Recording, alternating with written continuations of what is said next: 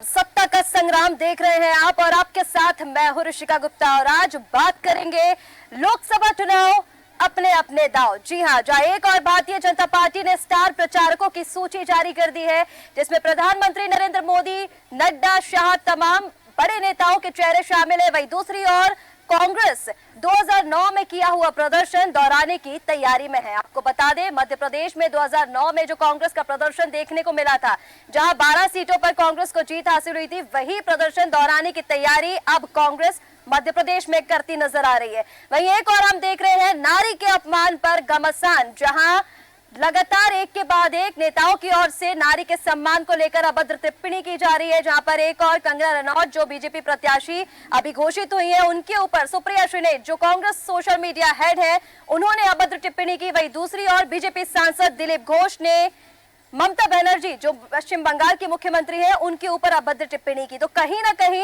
नारी के सम्मान पर राजनीति में घमासान देखने को मिल रहा है और इन्हीं तमाम मुद्दों पर आज चर्चा करेंगे। तमाम मेहमान हमारे साथ जुड़ चुके हैं, उनका परिचय आपसे करा देते हैं।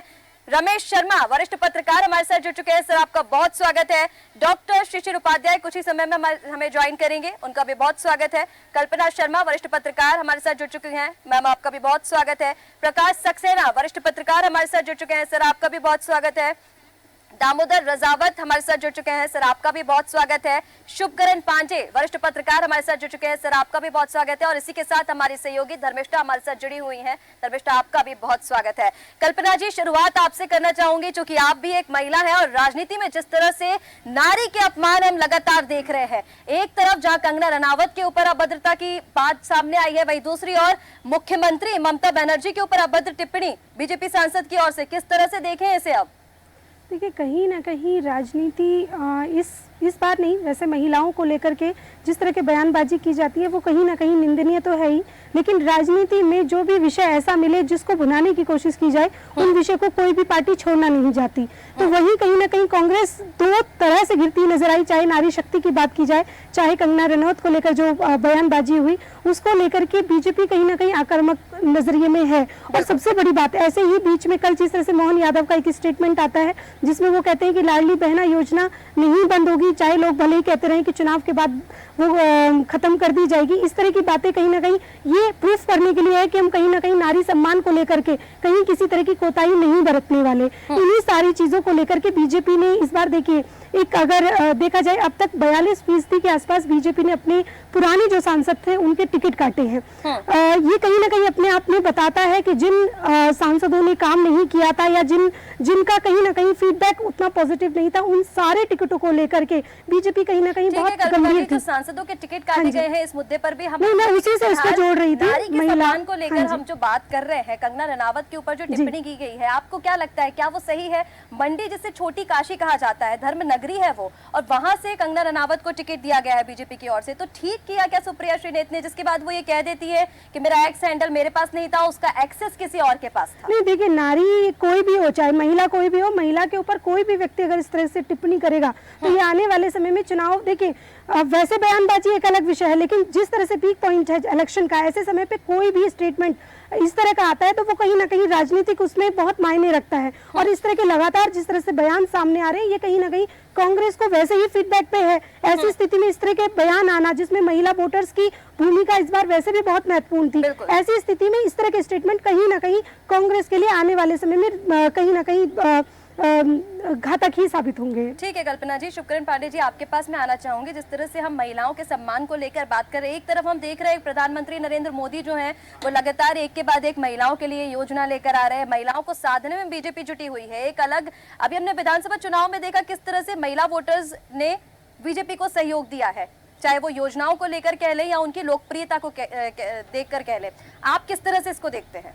देखिए, मध्य प्रदेश में जिस तरीके से महिलाओं का एक सम्मान माननीय शिवराज जी ने कई योजनाओं महिलाओं के नाम से उन्हें किया, और जो आपने कहा कि जिस तरीके से कांग्रेस की एक प्रवक्ता और इस तरह की ओछी मानसिकता से महिलाओं के ऊपर चर्चा करना ये बहुत दुर्भाग्यजनक है और इसको हम निंदा करते हैं। देखिए, महिला किसी भी पार्टी में हो, चाहे कांग्रेस में हो, चाहे बीजेपी में हो, चाहे अन्य दल में, उसकी मान मर्यादा सम्मान सबको रखना चाहिए और मान सम्मान के द्वारा उनकी बात करना चाहिए।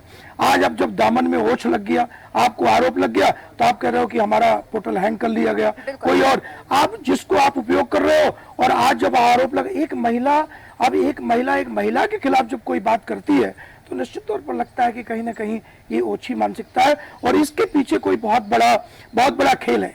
आज कांग्रेस की स्थिति वो हो गई कि मुझे आदरणीय वरिष्ठ पत्रकार रमेश शर्मा जी बहुत बढ़िया बताएंगे, इमरजेंसी की काल के बाद याद आ रही है कि आज कांग्रेस का वो हो रहा है कि जिस तरह देखो उस तरह कांग्रेस का पलायन हो रहा है और लोग बीजेपी की ओर जा रहे हैं। ऐसा लगता है भर्ती अभियान, जब किसी संस्थान का एक भर्ती होती है ना और पेपर में एक निविदा जारी हो जाता है कि फला पोस्ट में निविदा भर्ती जारी है, उस तरीके से कांग्रेस में इस समय लोग पद छोड़ करके बीजेपी में जा रहे हैं। ऐसा लगता है जैसे भर्ती है, लगता ऐसा अब लग रहा है कि क्यों जा रहे हैं। अब भैया कोई नेता ये नहीं कह रहा कि मैं क्यों जा रहा हूं, तो आज ऐसा लगता है कि इमरजेंसी जैसे लग गई कि जैसा लगता है कि अब कांग्रेस में कुछ बचा नहीं है, इसलिए अब बीजेपी में जाइए, ये समीक्षा होना चाहिए। लेकिन एक बात और बताऊं मैं कि आज जो कांग्रेस के नेता बीजेपी में छोड़ के जा रहे हैं और कल उनका बीजेपी में स्थान कैसे मिलेगा। आज तो बीजेपी को बहुत अच्छा लग रहा है, आप गमछा दे करके सदस्यता ग्रहण कराइए, लेकिन जब उनकी मान सम्मान का बात वहां नहीं रहेगा तब कल वही नेता कल बीजेपी में जाके बगावत करेंगे, कहीं की परपाटी नहीं छोड़ेंगे, क्योंकि कांग्रेस की एक परपाटी है विरोध करना और विरोध करके वहां अपने आप को स्थान बनाना।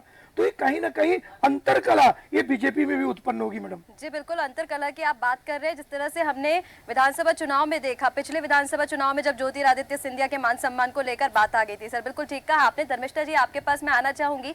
नारी के सम्मान को लेकर हम बात कर रहे हैं, लेकिन क्या ये कहकर पल्ला झाड़ लेना ठीक है कि मेरा एक्स हैंडल जो है वो मेरे पास नहीं था, वो सोशल मीडिया हेड है, कहीं ना कहीं इसके ऊपर कार्रवाई तो होनी चाहिए थी। कांग्रेस ने अभी तक इसके ऊपर कोई कार्रवाई नहीं की और ऐसा कैसे हो सकता है? उनका एक्स हैंडल किसी के पास भी हो, लेकिन उनको इस बात का पता तो होगा कि उनके एक्स हैंडल से इस तरीके के पोस्ट किए गए हैं। बिल्कुल बिल्कुल ऋषिका जी, बहुत सही बात कही आपने यहाँ पर कि कहीं ना कहीं जिम्मेदारी तो बनती है और अंत में ये कहकर पल्ला झाड़ लेना कि मेरा एक्स हैंडल जो है हैक हो गया था या फिर किसी और के पास था, ये तो कहीं ना कहीं साफ तौर पर पता चल रहा है कि बयानबाजी कर दी गई है और उसके बाद उसको छुपाया जा रहा है। यहाँ एक चीज पर और आपका ध्यान आकर्षित करना चाहूंगी ऋषिका में, जिस तरह से यहाँ बीजेपी कांग्रेस की बात हो रही है, महिलाओं पर बात हो रही है, तो महिलाओं को सम्मानित करने के लिए लगातार भारतीय जनता पार्टी ने कई योजनाएं बनाई है। नारी बंधन अधिनियम लेके आई है।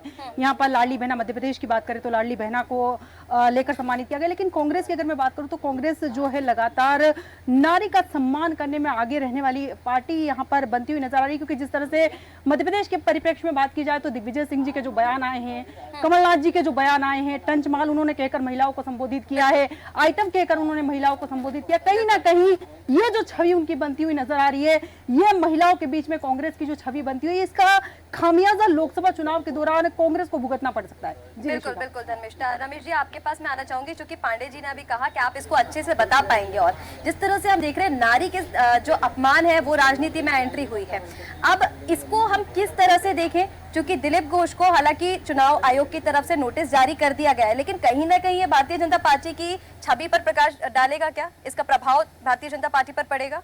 नहीं, निश्चित रूप से इसका थोड़ा बहुत प्रभाव पड़ेगा। यहाँ पर दो बात है, एक नारी का सम्मान है और फिर नारी को लेकर के राजनीति में बहस, ये दो अलग अलग बातें हैं। भारत की अगर पृष्ठभूमि देखेंगे तो भारत नारी का अतिरिक्त सम्मान करने वाला देश रहा है। मैं ऋग्वेद की 2 ऋचाओं के बारे में कहूंगा कि उसमें एक कहता है कि मैं तुम्हारा वर्ण करके स्वयं सौभाग्यशाली हुआ हूँ। दूसरी ऋचा में वो कहता है कि तुम मुझे प्रकाशमान बनाओ। तो कुल मिलाकर के अगर आप देखेंगे तो नारी के अतिरिक्त सम्मान भारत में रहा है। एक और प्रसंग से हटके उदाहरण देना चाहता हूँ, 4 प्रमुख विधाएं जो हैं वो नारी के पास है। शक्ति जो है वो नारी है, दुर्गा है। शिक्षा है वो सरस्वती के पास है। अन्नपूर्णा के पास, अन्न भंडार अन्नपूर्णा के पास है। तो ये जो सारी की सारी चीजें हैं, जो धन जो है वो लक्ष्मी के पास है, तो नारी हमारे यहाँ इतनी सम्मानित रही है। लेकिन बीच के कुछ काल में नारी को लेकर के अलग अलग जो बातें जो हमलों के दौरान जो बनी है, तो वो सारा उसकी झलक हमको कहीं ना कहीं राजनीति में दिखती है। लेकिन पिछले कुछ वर्षों से जिस तरीके से राजनीति का परिदृश्य बदला है, नारी के मामले में सोच भी बदली है। नारी के उत्थान की बातें हो रही हैं, नारी के सम्मान की बात हो रही है, और नारी को आत्मनिर्भर बनाने के लिए बहुत सारी योजनाएं लागू की जा रही हैं। इसमें कोई शक नहीं कि इसमें अगर हम कांग्रेस की और भाजपा की तुलना करें तो भाजपा उसमें हमको एक कदम आगे दिखती है। और इसीलिए पिछले 2 चुनावों में देखें, 2019 का लोकसभा का चुनाव जो कि पूरे देश का है, और 2023 का जो विधानसभा चुनाव जो 5 राज्यों में हुआ था, इसमें महिलाओं का वोट प्रतिशत भाजपा की तरफ अपेक्षाकृत अधिक गया था।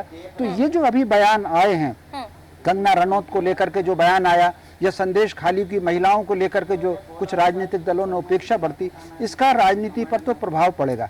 अब वो राजनीतिक दल कितना प्रचार करते हैं और उसको वोट में कितना बदलते हैं, ये तो भविष्य बताएगा, लेकिन इसका राजनीतिक दलों पर और इसका मतदान पर प्रभाव अवश्य पड़ेगा। वो 1 वोट का होता है कि 1 लाख का होता है, ये अब आने वाला समय बताएगा। बिल्कुल रमेश जी, बिल्कुल आपने ये ठीक कहा कि भले ही कोई भी टिप्पणी करे, लेकिन पार्टी की तरफ से जब ये टिप्पणी की गई है, जहाँ एक तरफ हम देख रहे हैं प्रधानमंत्री लगातार नारी के सम्मान को लेकर बात कर रहे हैं, अभी उन्होंने संदेश खाली में पीड़िताओं से भी बात की, और दूसरी तरफ पश्चिम बंगाल के मुख्यमंत्री के लिए ये इस तरीके का बयान आ जाता है। दामोदर जी, आपके पास मैं आना चाहूंगी, जिस तरह से अभी रमेश जी बता रहे थे कि कहीं ना कहीं इसका जो खामियाजा है वो भारतीय जनता पार्टी को उठाना पड़ेगा। लेकिन अगर मैं कांग्रेस की बात करूं तो कांग्रेस पर अब ये आरोप लग रहे हैं सर कि कांग्रेस की मानसिकता ही यही है। ऐसा पहली बार नहीं हुआ है जब सुप्रिया श्रीनेत ने कोई अभद्र टिप्पणी की हो, ऐसे भी पहले भी जो कांग्रेस है वो करती आई है, नारी के सम्मान पर हर चुनाव में बात आती ही है। किस तरह से आप इसको देखते हैं?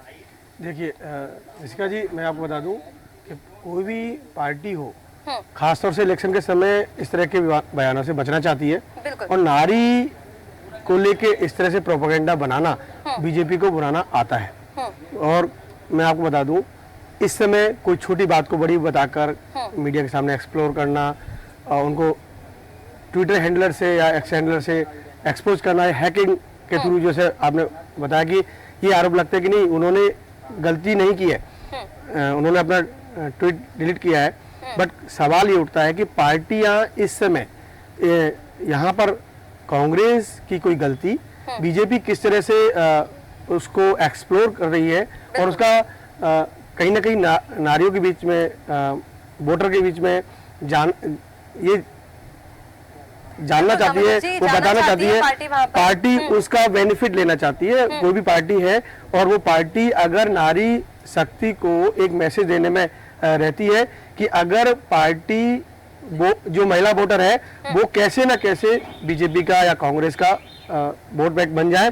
लेकिन यहाँ पर हम किसी व्यक्ति पार्टी को दोष नहीं दे सकते, क्योंकि अभी आप देखेंगे कि जहाँ कांग्रेस ने इतने सालों राज किया है, उस समय हमेशा बीच में कहीं ना कहीं अपने सीटों को, जो नारी का वास्तविक सम्मान था, उनको सीट देने की बात होनी चाहिए थी। नारी को लोकसभा में कितनी % सीट मिल रही है, क्या वो 50% से आधा हिस्सा जो बन रहा है क्या? आज हमारे पास 400 के पास बीजेपी पार जाने की बात कर रही है, क्या 200 महिलाओं को सीट मिली है? तो ये बिल्कुल बात कर रहे हैं कि यहाँ कांग्रेस और बीजेपी की बात नहीं है, केवल छोटे से एक मुद्दे को इतना बड़ा बताना, किसी भी पार्टी को बुलाना आना चाहिए, वो बीजेपी से सीखे। बिल्कुल दामोदर जी, मैं आपको बता दूं, महिला का सम्मान किसी इस तरह की टिप्पणी से कभी नहीं हुआ है। महिला हमेशा देने वाली है, महिला हमेशा त्याग करने वाली है, और महिलाएं इस बात पर, महिला जो वोटर है वो जानते हैं कि जो सम्मान हमें इस लोकसभा प्रत्याशी से सीधा, इसका मुद्दा केंद्र मोदी छवि की बात करें या दूसरी छवि की बात करें, उससे नहीं है।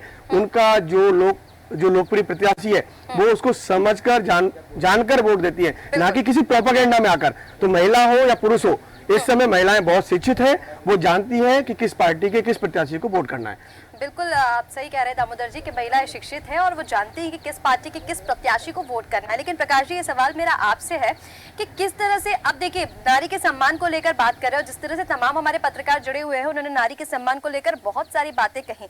अगर मैं यहाँ पर सीट शेयरिंग को लेकर बात करूँ, जिस तरह से दामोदर जी कह रहे हैं कि अगर 400 पार का वो नारा दे रहे हैं तो 200 सीटें नारियों के पास होनी चाहिए, इसको लेकर अभी तक बीजेपी की क्या रणनीति सामने आई है? क्या जिस 405 प्रत्याशी अभी तक वो घोषित कर चुके हैं, कैंडिडेट्स की जो लिस्ट सामने आई है, 6 सूचियों में 405 प्रत्याशियों की घोषणा हो चुकी है, इसमें आप कितना महिलाओं को आगे देख रहे हैं प्रकाश जी?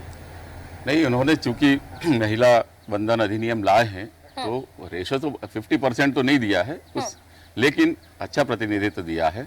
बात उस पे नहीं है, बात है महिलाओं के सम्मान की, महिलाओं के सशक्तिकरण की। जिन कंगना राणौत जी की आपने जिक्र किया, उनके भी वीडियो वायरल हो रहे हैं। उन्होंने महिलाओं के लिए कुछ उटपटांग शब्दों का प्रयोग किया है पुराने उसमें, लेकिन इसका मतलब ये नहीं कि हम उनके प्रति गलत बयानी करें। बिल्कुल सर। महिलाओं की जो प्रताड़ना सत्ता के अहंकार में हुई है, भले वो राजनीतिक सत्ता हो चाहे पुरुष सत्ता हो, ये आप देख सकते हैं। महिलाओं को लाडली बहना या इस तरह की स्कीमों से आप सशक्त नहीं बना सकते, उनको अकेली नौकरियां या टिकट देकर सशक्त नहीं बना सकते। उनको कार्यस्थल पे उनको अधिकार देना पड़ेंगे कि वो निर्भीक होकर अपने काम को कर सकें, ताकि उनकी सत्ता में भागीदारी सुनिश्चित हो सके। आप लाडली बहना या हम ये भी नहीं कह सकते कि कांग्रेस इसके खिलाफ है, ये पार्टी लेवल पे नहीं है। आप देखेंगे तो जर्सी गाय से लेके अब ये सुप्रिया श्रीनेत तक, सत्ता के उच्च शिखर से लेके निचले स्तर तक महिलाओं को प्रताड़ित किया गया संवादों में। संवादों से आज तक महिला बाहर नहीं निकल पाई है। बात यह है कि उनके साथ कोई अन्याय हो रहा हो तो वो न्याय के लिए जहां जाएं, उनको वो फैसिलिटेट करना पड़ेगा कि उनको न्याय मिल सके, वो समाज में एक सशक्त भूमिका निभा सकें। आप लाडली बहना और दूसरी योजनाओं को लागू करने की बात कर रही सरकारों की, इसी मध्य प्रदेश में पिछले चुनाव से पहले मैंने एक आरटीआई में मांगा था कि ये कार्यस्थल यौन उत्पीड़न अधिनियम 2013 के अंतर्गत या कोई कमेटी गठित है, तो जो विभाग इस योजना का प्रचार करता वहां पर एक कमेटी है ही नहीं, वहां पर और भी सुविधाएं नहीं महिलाओं के लिए। आप अभी देखें, अभी एक बड़े अखबार ने छापा था महिला थानों की स्थिति, वहां शौचालय नहीं है, शौचालयों का इतना प्रचार हो रहा है, जो पुलिसकर्मी महिला पुलिसकर्मी उन्हें आस पड़ोस में इधर उधर उसके लिए जाना पड़ रहा है। शर्मिंदगी की बात है, प्रचारों में महिला सशक्त हो रही है, वास्तव में महिला की स्थिति कमजोर है। रही धर्म की बात, हमारे यहाँ भगवान शंकर जी ने अर्धनारीश्वर का जो रूप दिया है, उन्होंने बिल्कुल अपने शरीर को आधे भाग में पुरुष और नारी में विभक्त किया हुआ है। मतलब ऊंचा नीचा का सवाल ही नहीं उठता। उनको वो अधिकार देना, वो न्याय की व्यवस्थाएं करना उनके लिए कि वो निर्भीक होकर काम कर सकें। भगवान श्री राम ने, ऐसा नहीं कि पहले भी बहुत ज्यादा सम्मान हुआ करता था, लोग 3-3, 4-4, 5-5 विवाह करते थे। भगवान राम ने वो मर्यादा स्थापित की कि एक पत्नी व्रत उन्होंने धारण किया था। उन्होंने उनको बराबरी का दर्जा वैवाहिक जीवन में, एक पारिवारिक जीवन में उसकी शुरुआत की थी। यहाँ ऐसे कई केस हैं, सत्ता के अहंकार में महिलाओं को न्याय आज तक नहीं मिला। एक भोजपुर क्लब के आसपास 2008-9 के आसपास की बात होगी, एक लड़की के पेट में गोली लगी थी, वो आज तक नहीं निकली। आप कितने ढिंढोरा पीट दें कि हम महिलाओं के लिए कर रहे हैं, महिलाएं आज भी न्याय के लिए तरस रही हैं। और ये समाज को प्रेशर बनाना, ये परसेप्शन में ना जाए किसी भी राय में, बीजेपी कांग्रेस नहीं कर रहा, दोनों पार्टी, तीनों पार्टी सब अहंकार में डूबती हैं जब सत्ता में आती हैं, उनकी प्रताड़ना का शिकार होती महिलाएं।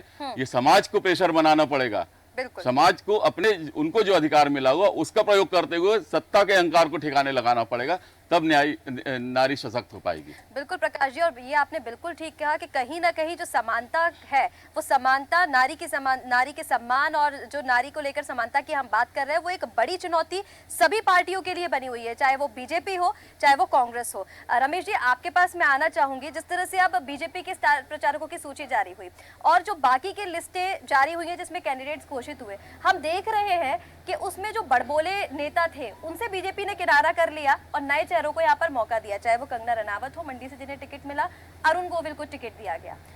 अब कंगना रनावत जो है, जिसको लेकर हम बात कर रहे थे, प्रकाश जी बता रहे थे, उन्होंने भी काफी सारे विवादित बयान दिए हैं। हेगड़े जी का टिकट काटा गया, उन्होंने भी विवादित बयान दिए। पार्टी की उस पर टिप्पणी आई कि उन्होंने टिकट काटा, उन्होंने विवादित बयान दिया इसलिए टिकट काटा गया।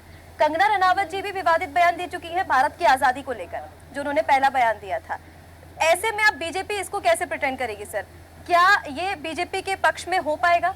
बड़बोलेपन जो नेता हैं उनसे भी किनारा कर रही है और ऐसे नेताओं को, ऐसे जो उम्मीदवार है उनको भी टिकट दिया जा रहा है। देखिए, कई बार समय के साथ बहुत से परिवर्तन आते हैं और जो चूंकि परिवर्तन प्रकृति का नियम है और जो लोग परिवर्तन के अनुसार काम करते हैं स्वाभाविक रूप से उनको लाभ मिलता है। भाजपा की अगर आप ये सूची देखेंगे तो इस सूची में उन्होंने जो परिवर्तन किया है, कुछ नए लोगों को मौका दिया है, कुछ नए टिकट काटे हैं और नए लोगों को अगर आप मौका देने की स्थिति देखेंगे तो उन्होंने 3 श्रेणियां बनाई हैं। कुछ वो चेहरे लेकर के आए हैं जो बिल्कुल नए हैं और कुछ चेहरे लेकर के आए कहने के लिए नए हैं लेकिन वो अपने आप में बहुत प्रतिष्ठित जैसे चेहरे रहे हैं और कुछ चेहरे बहुत चर्चित चेहरे रहे हैं। कई बार मनुष्य का मनोविज्ञान होता है वो किसी चर्चित चेहरे के अनुसार चले न चले, लेकिन उसकी तरफ आकर्षित जरूर होता है। तो ऐसे भी उन्होंने टिकट कुल मिलाकर के दिए हैं। कई बार व्यक्ति जब नई यात्रा शुरू करता है तो बहुत सी अपनी पिछली बातों को छोड़ देता है। स्वाभाविक रूप से कंगना रनौत जी ने जो बातें कही हैं वो आज की दृष्टि में कुछ लोगों को विवाद जैसी स्थिति लग सकती है, लेकिन अगर आप इतिहास को पढ़ करके देखेंगे तो उसमें कई ऐसे सत्य छुपे हुए हैं जिन पर आज खुलकर के बात होनी चाहिए। यद्यपि जब उन पर कोई बात करता है तो स्वाभाविक रूप पर उस पर इतना हमला कर दिया जाता है कि वो चुप रहता है। एक छोटा सा सवाल मैं आपसे पूछना चाहता हूँ, 15 अगस्त 1947 को अगर देश आजाद हुआ है तो हम 15 अगस्त 1947 को स्वतंत्र भारत के रूप में हमारा उल्लेख क्यों नहीं आया? हमारा ब्रिटिश इंडिया के रूप में हमारा उल्लेख क्यों आया? और उनका जो अंतिम वायसराय था वो हमारा पहला गवर्नर जनरल क्यों है? पाकिस्तान में तो ऐसा है नहीं। पाकिस्तान तो पहले दिन से स्वतंत्र देश है, उन्होंने अपना स्वतंत्र राष्ट्रपति बनाया। आपने उनके वायसराय को अपना पहला गवर्नर जनरल क्यों बनाया? बिल्कुल सर। ब्रिटिश इंडिया क्यों कहा? 1.5 वर्ष तक हम ब्रिटिश इंडिया कहलाते रहे कुल मिलाकर के। तो कुछ चीजें इतिहास में ऐसी हैं जिनके बारे में अगर कोई कहेगा तो उस पर कई तरह के लोग उसमें आक्षेप लगाते हैं। अगर हम स्वतंत्रता का आंदोलन कर रहे थे तो 1936 में लोकल असेंबलियों के चुनाव में हमने सुप्रीम पावर के रूप में अंग्रेजों को क्यों स्वीकार कर लिया? तो कुल मिलाकर के ऐसी कई चीज कोई कहेगा तो लोग कह देंगे कि ये विवादित बयान है। तो कुछ चीजें हैं, लेकिन अब वो इतिहास के साथ चली गई। आज जो देश है वो नई दिशा में बढ़ रहा है, तो पुरानी सब चीजों को ठंडक में डाल करके देश जो नई दिशा में बढ़ रहा है, प्रगति की ओर बढ़ रहा है, उस तरफ हमको करना चाहिए। और समाज में इस समय जो जागृति आ रही है उसको करनी चाहिए। एक बात नारी को लेकर के और कहूंगा, स्वाभाविक रूप से जैसे मध्य प्रदेश के 29 या 28 में से 4 या 5 महिलाओं को भाजपा ने टिकट दिया है, कांग्रेस ने तो शायद एक ही को टिकट दिया है। लेकिन एक बात समझ लीजिए, अंधकार अगर 100 घंटे का है तो उस अंधकार में जीने की हमको आदत पड़ जाती है। तो प्रकाश अगर आ जाएगा तो उस प्रकाश के अनुरूप जीने के लिए हमको कुछ घंटे लगते हैं निद्रा। तो इसी तरीके से महिला 1000 वर्षों तक बहुत दमित रही है भारत में, तो उसको कहीं ना कहीं एक आत्मनिर्भर बनने के लिए, स्वावलंबी बनने के लिए, अपने पैरों पर खड़ा होने के लिए थोड़ा समय तो लगेगा। लेकिन यहाँ पर जो विपक्ष का आरोप लग रहा है, कंगना को जिस तरह से टिकट दिया गया उसको लेकर जो आरोप लग रहा है कि सर जो पहले बातें कही जाती थी कि जब बाहर रहते हैं लोग तो उन पर आरोप लगते हैं, बीजेपी भी जमकर उन पर आरोप लगाती है, लेकिन जैसे ही वो बीजेपी में शामिल हो जाते तो पाक साफ हो जाते। कंगना को लेकर भी यही बात की गई कि जब उन्होंने विवादित टिप्पणी दी तो बीजेपी भी उनके विपक्ष में खड़ी हुई, लेकिन अब जब टिकट दे दिया तो कंगना एकदम पाक साफ हो गई। तो देखिए, स्वाभाविक रूप से व्यक्ति जब किसी नए परिवेश में जाता है, नए लोगों के पास जाता है, परिवर्तन तो आता है। मैं अपना व्यक्तिगत उदाहरण दूं, जब मुझे पूज्य गुरुदेव के चरण मिले तो मेरे बहुत सोचने में अंतर आ गया। तो व्यक्ति जब मान लीजिए किसी नई संस्था में जाता है, नए संस्थान में जाता है, मान लीजिए आप अगर मीडिया हाउस में ही काम कर रही हैं, आप अगर मीडिया हाउस में काम कर रही हैं तो यहाँ की जो शैली होगी उस आधार पर काम कर रही हैं। दूसरे मीडिया हाउस में जाएंगे तो परिवर्तन आपको कुछ ना कुछ चीजों पर करना पड़ेगा। तो ठीक उसी प्रकार ये राजनीतिक दलों में परिवर्तन होता है। एक राजनीतिक दल में उस धारा से आदमी काम करता है, वो दूसरे राजनीतिक दल में जाएगा तो उस धारा से काम करेगा। बिल्कुल रमेश जी, ठीक कहा आपने कि परिवर्तन जरूरी है, परिवर्तन आता भी है। तो कहीं ना कहीं ये जो आरोप है, ये तो पार्टी चुनाव का समय है, आरोप प्रत्यारोप का दौर जारी है। सर आपके पास मैं आना चाहूंगी, जिस तरह से अभी जो चुनाव का समय है, चुनावी माहौल है, और इस तरह से हम ये देख रहे हैं कि राम लहर कहीं ना कहीं खत्म नहीं हुई है। विधानसभा चुनाव में जो राम लहर हमने देखी वो अभी भी चली आ रही है। जिस तरह से हम देखें कि जो पहली वोटिंग होना है वो रामनवमी के 48 घंटे के बाद ही वोटिंग हो रही है। तो इस बार भी लोकसभा चुनाव में राम लहर देखने को मिलेगी? राम लहर जरूर देखने को मिलेगी। अगर किसी देश में किसी नए चीज़ का या नए राम मंदिर का या नए चीज़ का अगर उद्घाटन हुआ है तो लोगों के दिमाग में भी बात तो बैठी हुई है। और नेचुरल सी बात है, अगर राम का लहर है, राम का देश है और राम को अगर लाए हैं, राम की हम लोग राम के वंशज हैं, राम के हमारा नहीं आधा विश्व जो है राम को मानता है, तो राम की लहर आज नहीं हमेशा राम की लहर रही है। बीच में क्या हुआ, कुछ लोगों की वजह से जो भ्रामक चीज़ें फैलाई गई, उन चीज़ों की वजह से राम थोड़े दिन डिस्टर्ब रहे। लेकिन अभी राम का नया मंदिर बना है, नया उद्घाटन हुआ है, रामनवमी के आप जैसा कह रही है कि रामनवमी के कुछ दिन बाद ही लोकसभा में वोटिंग होनी है, तो उसका फर्क तो रहेगा ही राम का, कोई डाउट नहीं है। बिल्कुल बिल्कुल ठीक है। लेकिन जैसा भाई साहब अभी कह रहे थे थोड़ी देर पहले, रमेश जी से मैं सुन रहा था, रमेश जी को, उन्होंने कहा कि जब कुछ लोग किसी दूसरी नए संस्थान में आते हैं उनका परिवर्तन होता है, लेकिन जिस मुद्दों पर, मूलभूत मुद्दों पर भारतीय जनता पार्टी लड़ाई लड़ रही है, उस मुद्दों पे भ्रष्टाचार एक बड़ा मुद्दा है। भ्रष्टाचार अगर बड़ा मुद्दा है तो उस मुद्दे के लिए ये कहना कि वो दूसरी जगह अगर आ जाएंगे, उनका मतलब परिवर्तन, हृदय परिवर्तन हो जाएगा, ये थोड़ा बड़ी बात है। क्योंकि अगर एक आदमी के लिए माननीय प्रधानमंत्री जी मन से कह रहे थे कि इनकी जगह जेल में होनी चाहिए और कुछ दिन बाद अगर उनकी जगह मंत्रालय में है, तो मुझे लगता है कि ये बातें थोड़ा सा जो है समझ के परे हैं और लोग इस बात को समझते हैं। बिल्कुल, कहीं ना कहीं जो बीजेपी की रणनीति है, आरोप तो उनके ऊपर लग ही रहे हैं, जिस तरह से मैं पहले भी बात कर रही थी रमेश जी से, और जिस तरह से आपने बताया कि जो बाहर लोग रहते हैं तब तक बीजेपी पे आरोप उन पर लगाती है, बीजेपी में शामिल होने के बाद वो पाक साफ हो जाते हैं। ऐसा कोई वो मुद्दा नहीं है उनके पास में जो ये बताया कि बीजेपी में आने के बाद पाक साफ हो गए हैं। अशोक चौहान के ऊपर आदर्श घोटाले की फाइलें थी, कुछ दिन पहले जो है भारतीय जनता पार्टी की तरफ से बयान आया कि बहुत जल्दी उनकी फाइलें खंगाली जाएंगी। कुछ दिन बाद वो भारतीय जनता पार्टी में शामिल हुए और राज्यसभा सदस्य हैं वो। तो क्या वो फाइलों में क्या हुआ, फाइलें में जंग लग गया या वो अधिकारी बदल गए या वो बाद में पता लगा कि नहीं वो तो ठीक थे, मैं ही गलत था। इन चीजों को एक्चुअली लोग सोचते तो ही हैं इन बातों को, लेकिन चूंकि विकल्प का एक मामला है कि हमें लगता है कि इंडिया गठबंधन जो बना था या दूसरे जो भी दल हैं वो नेतृत्व दोनों में सफल नहीं है। माननीय प्रधानमंत्री जी के नेतृत्व के सामने तो जो भी मजबूत नेतृत्व होता है जनता के साथ जाती है। बिल्कुल सर, शुभंकर जी आपके पास मैं आना चाहूंगी इसी मुद्दे को लेकर के, जिस तरह से सर बता रहे हैं कि अभी जो पहले जिन पर केस चल रहे थे वो अभी राज्यसभा में है, आप इसको किस तरह से देखते हैं? उनके पास बताने के लिए अभी तक उन्होंने क्लियर नहीं किया कि ऐसी कौन सी वॉशिंग मशीन है जिसमें धुलने के बाद उनके पास आने के बाद नेता जो है वो एकदम पाक साफ हो जाते हैं।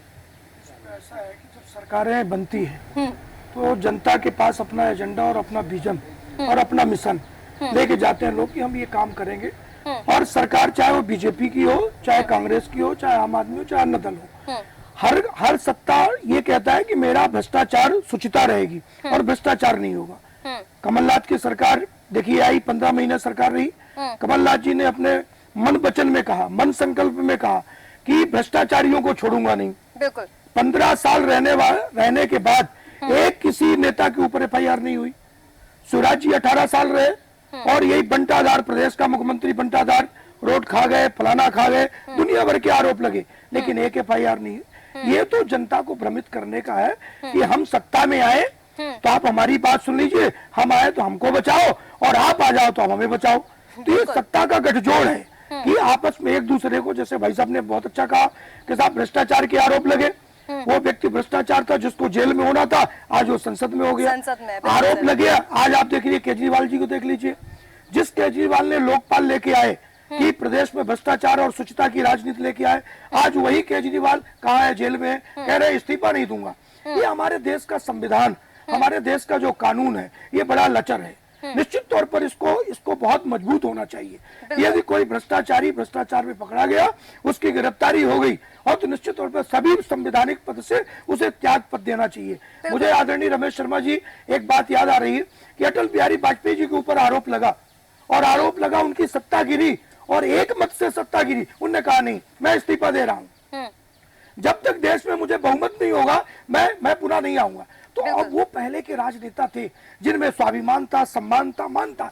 आज की परिवर्तमान राजनीति ये है कि आज जैसा भी आपने कहा थोड़ी देर पहले, हमारे वरिष्ठ पत्रकारों ने कहा कि इस समय कांग्रेस बीजेपी में जा रही है, एक भर्ती अभियान चल रहा है। आखिर उस भर्ती का सुचिता कौन करेगा? जो आदमी जो हमेशा यहाँ रहे, आज आपने सीधे बीजेपी में आप जा रहे और बीजेपी में वही माल होगा, अराजकता का माल हो, तो निश्चित तौर पर अभी महिला की सम्मान में आदरणीय हमारे वरिष्ठ पत्रकार रमेश शर्मा जी कह रहे थे कि नारी का स्थान, निश्चित तौर पे नारी का स्थान सर्वत्र पूजते, देवता देवता मुनि आदि ने पूजा है, और यदि कोई नारी एक नारी का अपमान कर रही है तो उसके खिलाफ कार्रवाई होना चाहिए। यहाँ पद प्रतिष्ठा का पद नहीं है कि कौन से पद की नारी कहाँ बोल रही है। बिल्कुल सर। करना रावत यदि रही तो वो फिल्म जगत में थी, और फिल्म जगत में अनेक रोल करने पड़ते हैं, उनको कोई मर्यादा का दायरा नहीं रहता। लेकिन जब एक पार्टी में एक प्लेटफॉर्म में एक आदमी जब प्रवेश करता है तो उसके सारे मापदंड उसको बताए जाते हैं कि आप पहले फिल्म में थी, अब एक राजनेता की सदस्यता ग्रहण किया है, आपको बहुत मर्यादित भाषा बोलना है। आज जिस तरीके से कांग्रेस की प्रवक्ता कह रही है कि नहीं मैंने ऐसा नहीं कहा, आप माफी मांगिए, यदि आपके द्वारा कोई आप जवाबदारी तय करिए। कांग्रेस की तरफ से भी कोई कार्रवाई नहीं हुई है। अब आज कांग्रेस के वरिष्ठ बड़े बड़े नेता, मैं उनका नाम नहीं लेना चाहता हूँ, वो कह रहे हैं कि यदि हमारी प्रवक्ता ने कह दिया है कि साहब हमारे हैंडल को किसी ने हैंग कर लिया, तब इसके आगे कोई बात नहीं। भाई क्यों बात नहीं?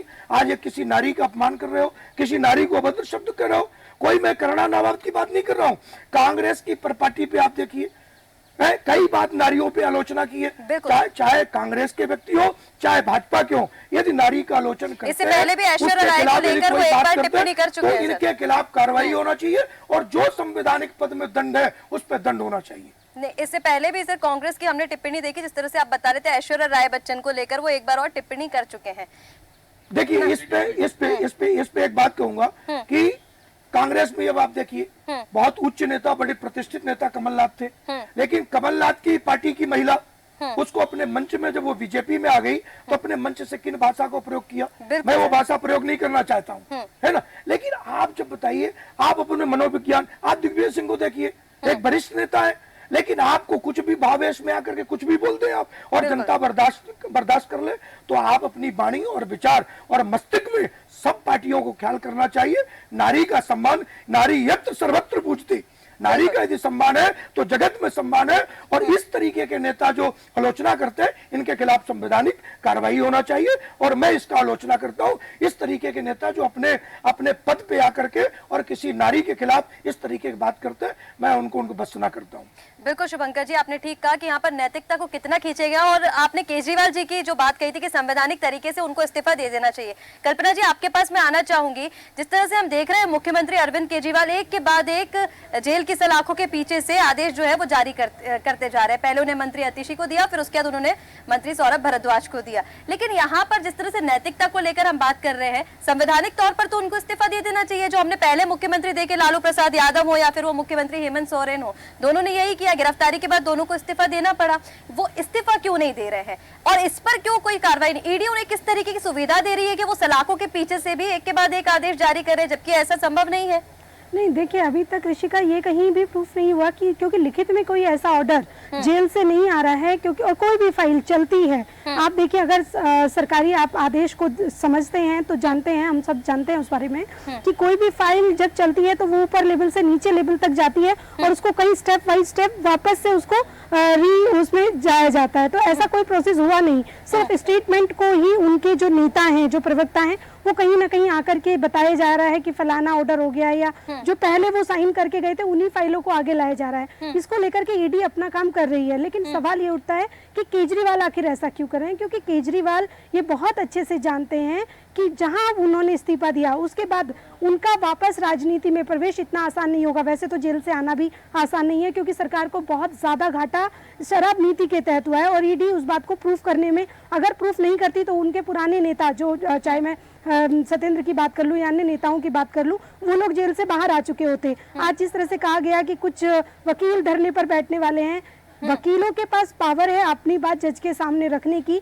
ऐसा क्या कारण है कि कोई भी वकील उनके केस को उस तरह से प्रेजेंट नहीं कर पा रहा है जज के सामने, जैसा कि आप पार्टी का आरोप है? तो कहीं ना कहीं ये बात साबित होती है कि ईडी के पास पुख्ता प्रूफ है कि वो केजरीवाल को कहीं ना कहीं साबित करते हैं कि वो आरोप उन पर सिद्ध होते हैं। तो इस तरह की सारी चीजें आने वाले समय में केजरीवाल ना चाहते हुए भी उनको इस्तीफा देना पड़ेगा। वो अपनी हट धर्मिता के चलते उन्होंने 9 बार ईडी की जो नोटिस था उसका उल्लंघन भले ही किया, लेकिन वो ये जानते थे कि इसका अंत कहीं ना कहीं इसी तरह से होना है। कोर्ट कैसे आदेश दे सकता था कि इनके खिलाफ कोई जेल में डालने की कोई कार्रवाई ना हो, क्योंकि कोर्ट, भाई ईडी अपना एक स्वतंत्र एक अपना प्रभार, अपना उनका दायित्व है, वो अपने तरीके से उसका निर्वहन करती है। तो कहीं ना कहीं एक राजनीतिक एक उनकी इच्छा शक्ति है जिसके चलते वो इस्तीफा नहीं देना चाहते। लेकिन इसी चीज का फायदा उठाने के लिए, जिस तरह से आज उनकी वाइफ ने आकर के प्रेस वार्ता करने की ये सारी चीजें कहीं ना कहीं ये साबित करती हैं कि आने वाले लोकसभा इलेक्शन में जहां जहां उन्होंने अपने कैंडिडेट उतारे हैं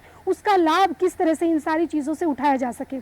ऋषिका, लेकिन देखिए जनता आज बहुत ज़्यादा समझदार हो गई है। अपनी वोट डालने से पहले वो सारी छोटी छोटी चीज़ें जानती है। कहीं ना कहीं जिस तरह से आप पार्टी उन सारे विषयों को छुपाना चाहती है कि 2,500 करोड़ का घाटा किस तरह से एक नीति के चलते शराब माफियाओं को करने में हुआ, वो सारी चीज़ें किस तरह से की गई। 8 रुपये कुछ पैसे जो सरकार को पहले 238 रुपये मिला करते थे, रेवेन्यू से होता था, उसका जो मिलता था, वो कहीं ना कहीं उसका नेट प्रॉफिट किसके खाते में जाने लगा, वो किस तरह से हुआ, ये सारी चीज़ें ईडी के पास उसके पुख्ता प्रूफ है। उन्हीं को लेकर के ईडी अपनी बात पर अड़ी है और वो जानती है कि इसका क्या किस तरह से इसको हम अरविंद केजरीवाल आने वाले समय में इन सारी चीजों को लेकर घिरेंगे। लेकिन आप पार्टी की जो नीति है वो कहीं ना कहीं ये है कि आने वाले लोकसभा इलेक्शन तक उसका बेनिफिट हम लोग ले सके। ठीक है कल्पना जी, तो देखने वाली बात होगी कि इसका बेनिफिट आम आदमी पार्टी को मिलता है कि नहीं। प्रकाश जी, आपके पास मैं आना चाहूंगी। जिस तरह से कल्पना जी अभी बता रही हैं कि वो पहले से जो साइन करके गए थे डॉक्यूमेंट्स, उनका वो अब वहां से आदेश जारी कर रहे हैं।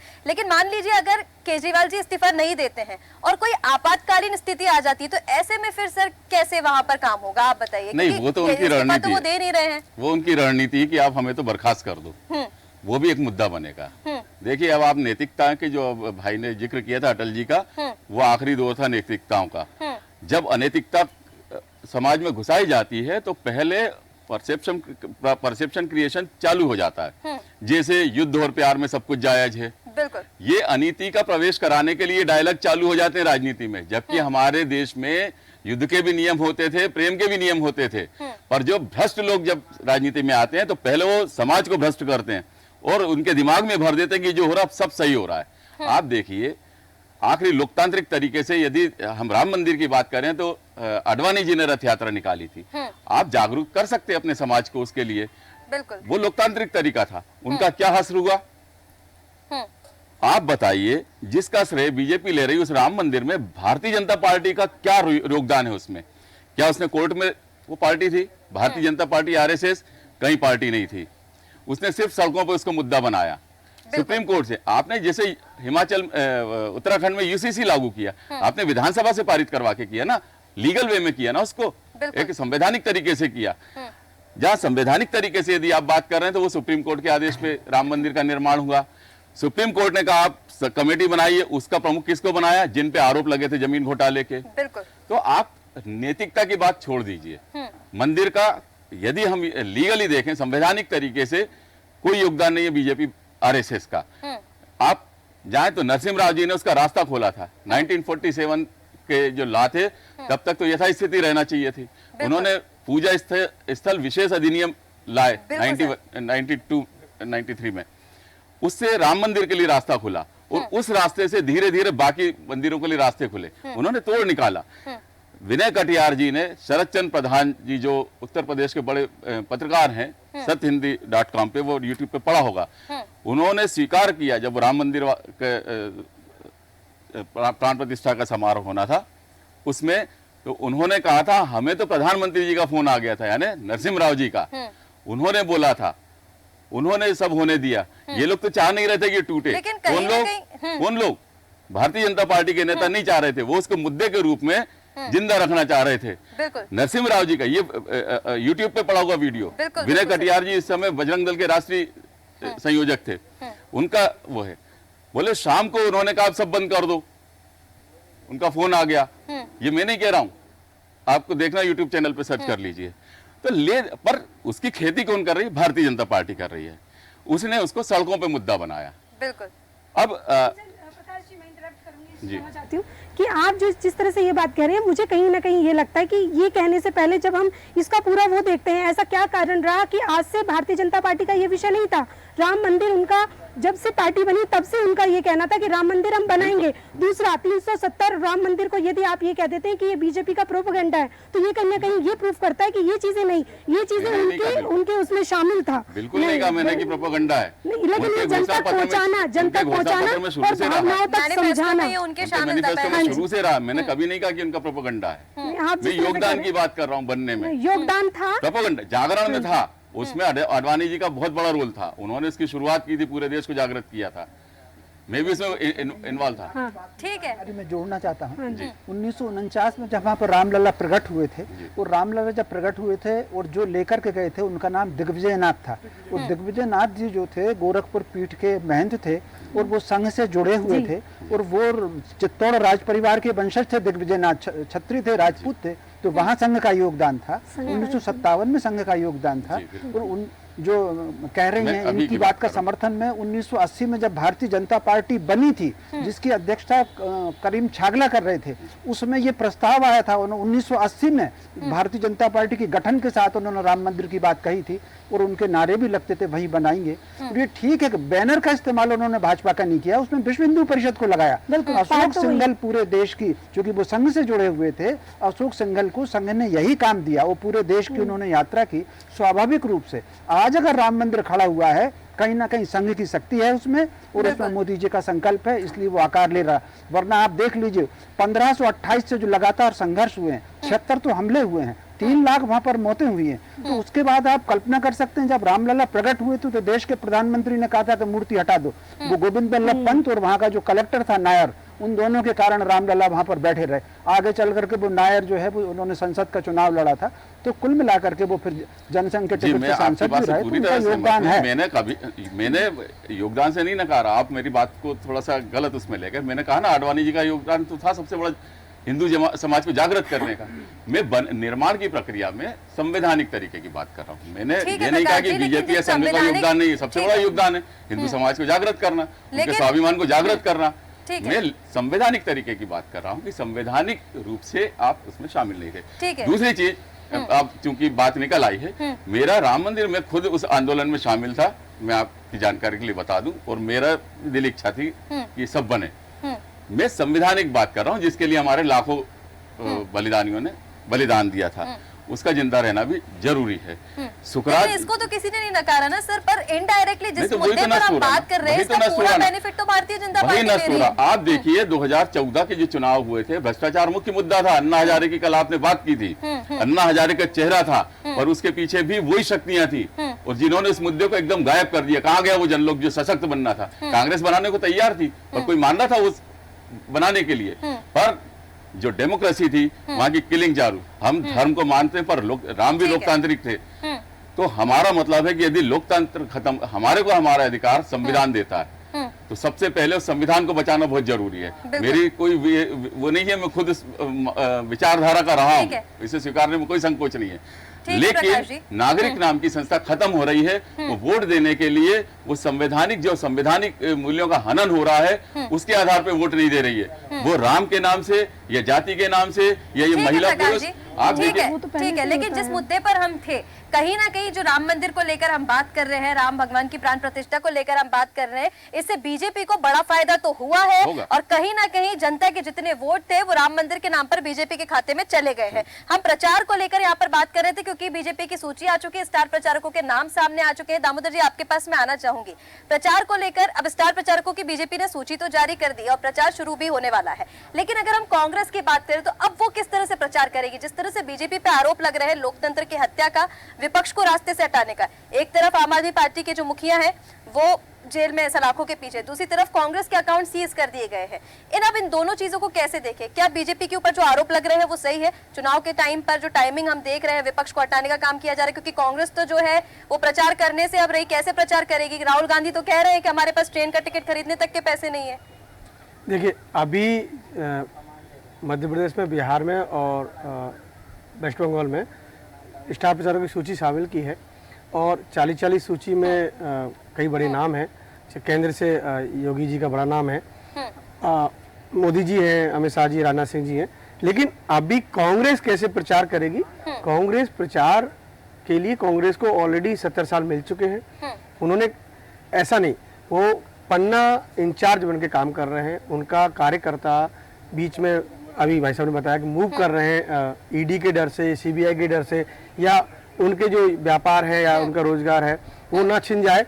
कहीं ना कहीं मैं आपको बता दूं, स्टार प्रचारकों में पचौरी जी का नाम 38वें पायदान पर आया मध्य प्रदेश से।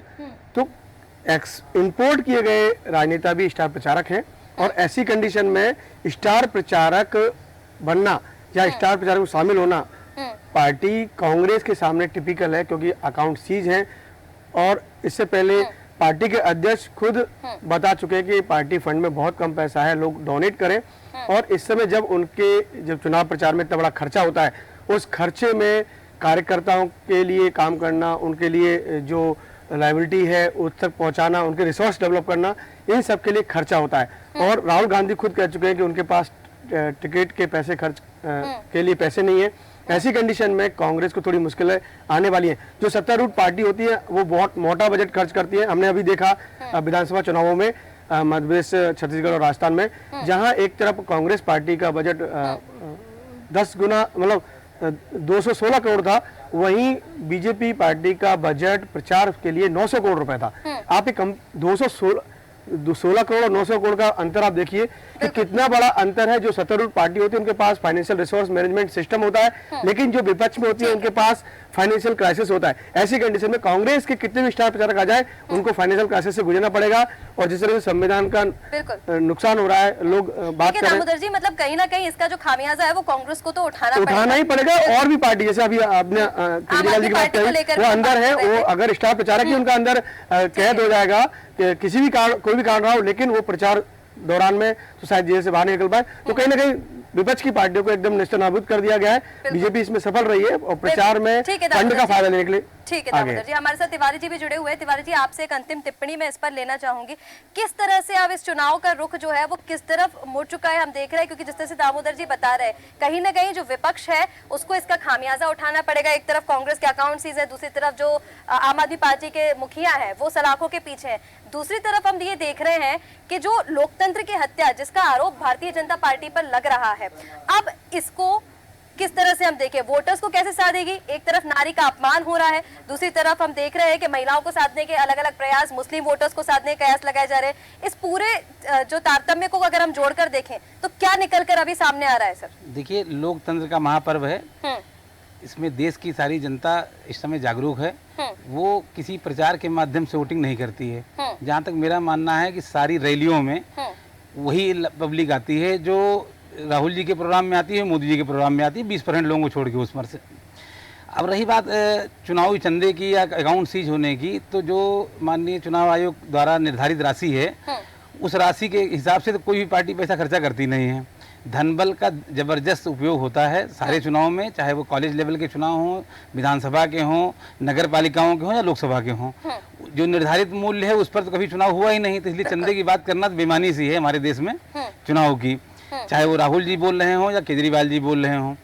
मैटर अगर केजरीवाल का है तो जो उन्होंने काम किया, नवंबर 2023 को उनको पहला सम्मान जब मिला, तो अगर उस समय वो जान एजेंसी के पास चले जाए शायद वो अंदर नहीं होते, या हो सकता है गए भी होते तो बाहर आ गए होते।